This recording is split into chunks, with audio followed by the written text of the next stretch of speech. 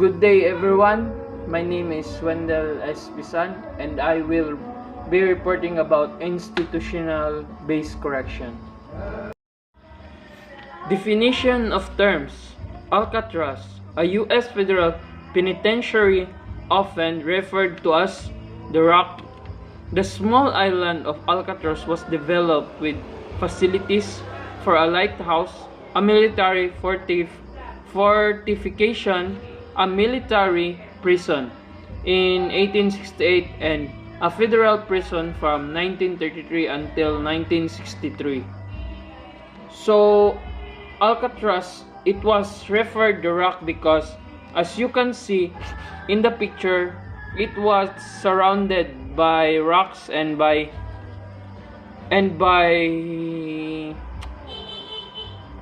rocks. It was formed just like a small island. As you can see also in the picture, there was a lighthouse. Military fortification is a construction or building designed for the defenses or territories in warfare, and is also used to establish route in a region during peacetime. In Alcatraz, inside on it was the military prison and also civilian prison, or we can say federal prison in 1933 and 1963. Alexander Maconochie, his two basic principles of penology. 1. As cruelty disbases both the victim and society, punishment should not be vindictive but should aim at the reform of the convict, observe social constraints, and a convict's imprisonment should consist of tasks, not time sentences with release depending of the performance of miserable amount of labor. So next is Newborn Prison. Constructed in 1816, opened in 1819. It was the second state prison in New York, the site of the first execution by electric chair in 1890. It uses the silent or congregate system. So it's a penal method of the 19th century in which person work during the day in group and work kept in solitary confinement at night, with enforced silence at all the time, which parties forced the system because it promised to rehabilitate criminals by teaching the personal discipline and respect for work, property, and other people. So next is banishment, a punishment originating in ancient times that required offenders to leave the community and live elsewhere, commonly in the wilderness. So in the other word, it is a form of punishment imposed on an individual, usually by a country or state, in which the individual is forced to remain outside of that country or state. BGMP, Bureau of Jail Management and Penology, government agency mandated by Law RA 6975 to take operational and administrative control over all city, district, and municipal jail. It takes a custody of detainees accused before a court who are temporarily confined in such jails while undergoing investigation, waiting final judgment, and those who are serving sentence promulgated by the court 3 years and below. Created January 2, 1991. Charles S. Mundihar, the first BGMP chief. BGMP chief tour or duty must not exceed 4 years, may be extended by President grounds. Number 1, in times of war. Number 2, other national emergencies. So, BGMP is mandated to direct, supervise, and control the administration and operation of all district, city of municipal jails nationwide with prog task of safe keeping and development of inmates. Director Charles S. Mundihar took his oath of office on July 1st of 1991 as the first chief of the Bureau. Senior Superintendent. The rank from which the BGMP chief is appointed. This is the rank of the BGMP directors of the directorates in the national headquarters.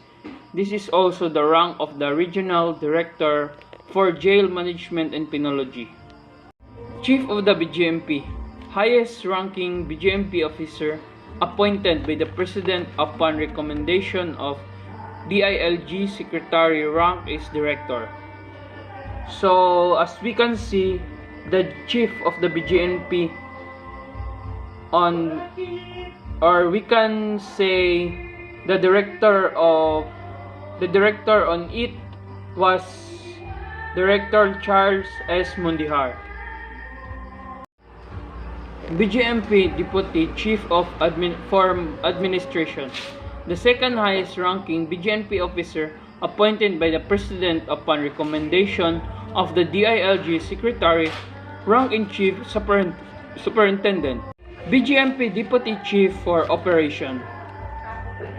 The third highest ranking BGMP officer appointed by the President upon recommendation of the DILG Secretary. Rank in is Chief Superintendent. BGMP Chief of the Directorial Staff. The fourth highest BGMP officer appointed the President upon recommendation of the DILG Secretary. Rank is Chief Superintendent. So next is Borstal System. Rehabilitation method formerly used in Great Britain for delinquent boys aged 16 to 21. The idea originated in 1895 with the Gladstone Committee and attempt to reform young offenders. The first institution was established in 1902 at Borstal Prison, Kent, England. So, Borstal System, English reformatting system designed for youth between 16 and 21. So next is branding. Stigmatizing is the process in which a mark, usually a symbol, ornamental pattern, is born into the skin of a living person with the intention that the resulting scar makes it permanent as a punishment or imposing masterly rights over an slave or otherwise oppressed person. So, in criminal law, branding with a hot iron was made of punishment consisting of marking the subject as if goods or animals, sometimes consequently with their reduction of states in life. So next is Bridewell Prison and Workhouse. Was the first correctional institution in England and was precursor of the modern prison, built initially as a royal residence. In 1523, Bridewell Palace was given to the City of London to serve as the foundation for a system of houses of correction known as Bridewells. This institution, eventually numbering 200 in Britain, housed vagrants, homeless, children, petty offenders, disorderly women, prisoners of war, soldiers, and colonies sent to Virginia. Given to the City of London Corporation by Pis-an, King Edward VI for use as a orphanage and place of correction for wayward women. Bridewell later became the first prison poorhouse to have an appointed doctor. Next, Bureau of Correction has for its principal task the rehabilitation of national prisoners or those sentenced to serve a term of imprisonment of more than 3 years, has 7 prison facilities, 1 prison institution for women, 1 vocational training center for juveniles. So, the Bureau of Correction is an agency of the Department of Justice which is charged with the custody and rehabilitation of national offenders which have been sentenced to 3 years of imprisonment or more. The agency has its headquarters in the new Bilibid Prison Reservation in Muntinlupa. Next, Classification Board classifies inmates according to their security status.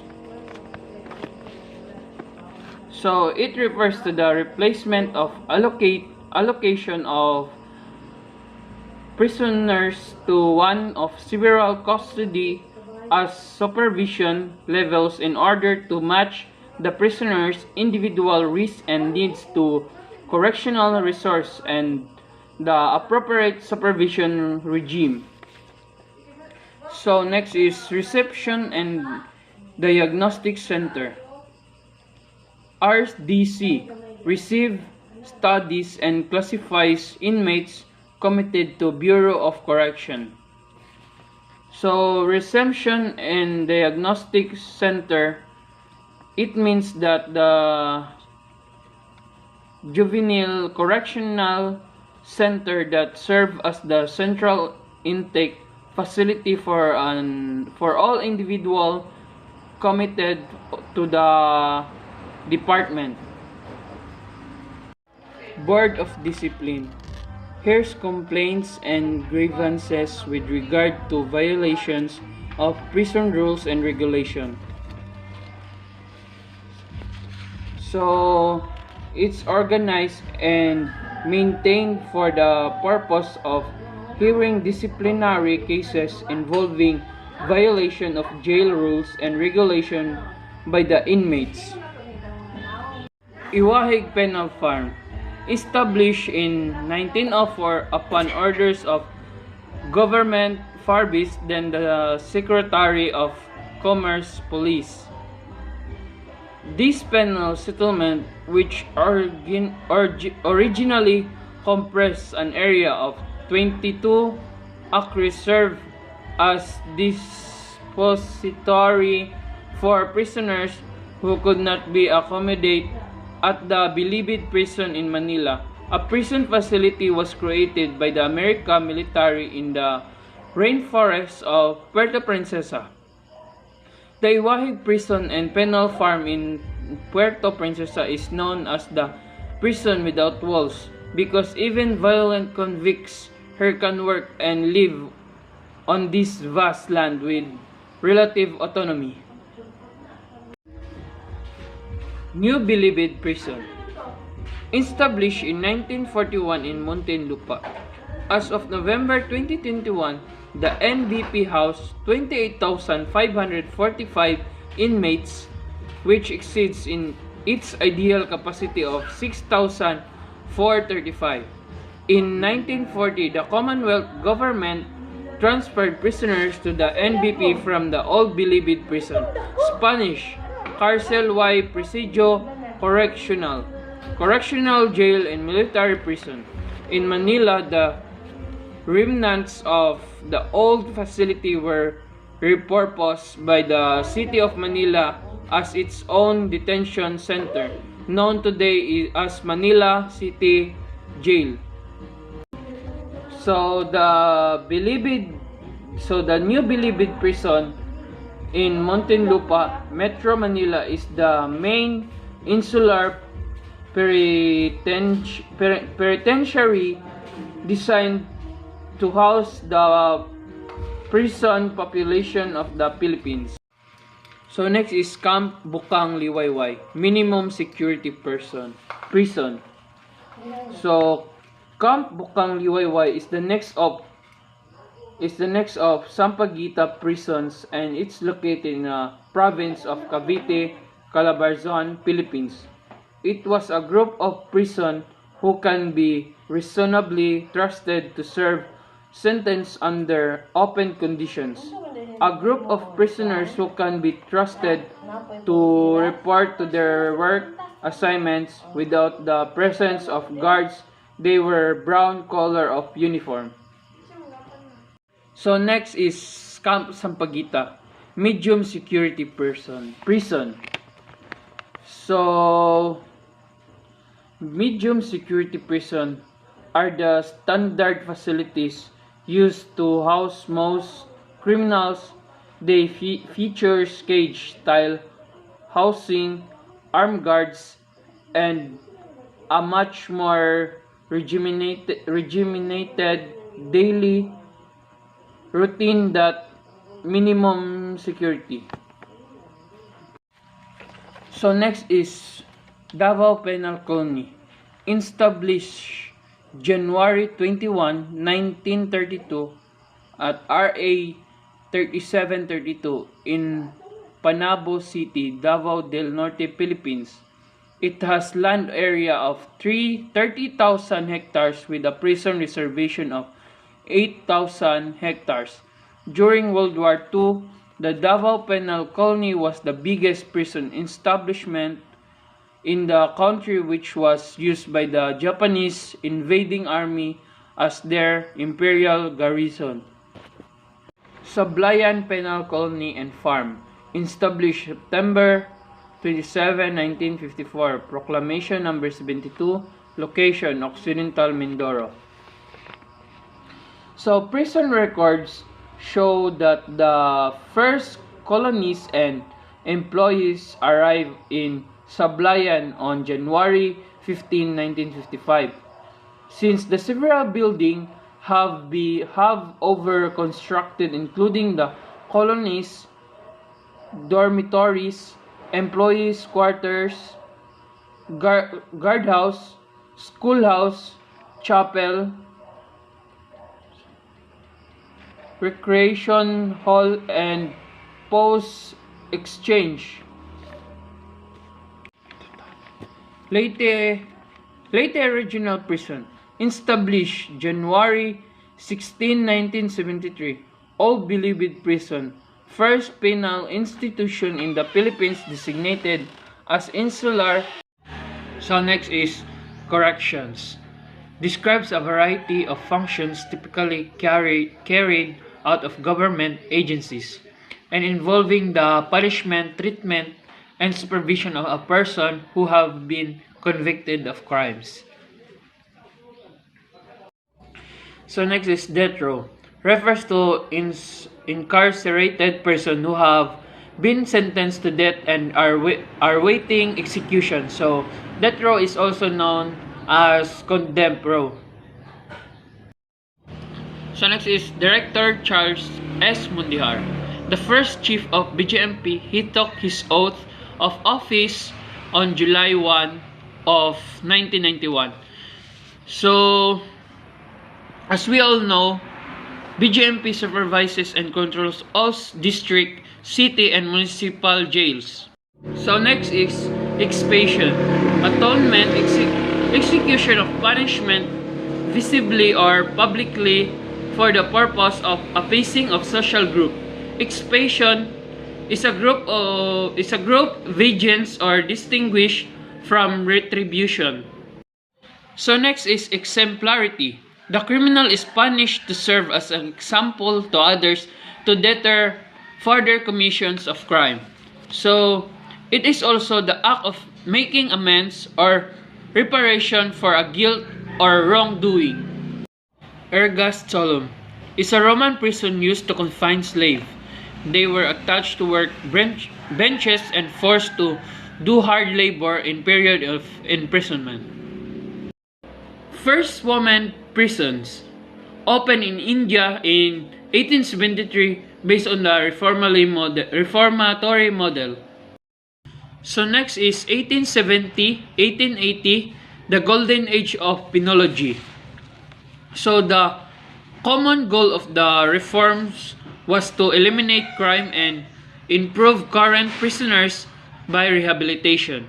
Guillotine, an ancient form of capital punishment by cutting the head. So, is an apparatus designed for efficiently carrying out execution beheading. So next is hook, an old ship strip of fitting and permanently moored especially for use as storage of or formerly as a prison. So next is institutional correction, refer to those persons housed in secure correctional facilities. So facilities include prisons and jails, refers to those persons housed in secure correctional facilities. So next is jail. It's defined as a place of confinement or inmates under investigation or undergoing trial or serving short-term sentences. So next is three types of detainees. First, those undergoing investigation. Second, those awaiting of undergoing trial. And third, those awaiting final judgment. So next is jail holds. A. Convicted offenders serving short sentence. B. Convicted offenders awaiting transfer to prison. C. Offenders who have violated their probation or parole. D. Defendants who are awaiting trial. So next is John Howard, a philanthropist and the first English prison reformer. So during the lifetime conducted as extensive tour and study of prison in Britain and on the continent. Justice. A crime was punished by the state as an act of retributive justice, vindication of absolute right and moral law violated by the criminal. So next is lapidation. Stoning, the act of pelting with stones, punishment inflicted by throwing stones at the victim. So the penalty of stoning to the death, adultery. So next is lex talionis, an eye for an eye, a tooth for a tooth. So criminals should receive as a punishment precisely those injuries and damages they had inflicted upon their victims. Prison reform is an attempt to improve conditions inside prisons aiming to a more effective penal system. So next is provincial jail, under the office of the governor, where the impossible penalty for the crime committed in more than 6 months and the same was committed within the municipality, the offender must serve his or her sentence in the provincial jail. Next is punishment, the infliction or imposition of penalty as a retribution for offense. So death penalty is one of example of punishment in a long ago. The reformatory was designed A. For younger, less hardened offenders. B. Based on military model of regimentation. C. With indeterminate terms. D. with parole or early release for favorable progress and reformation.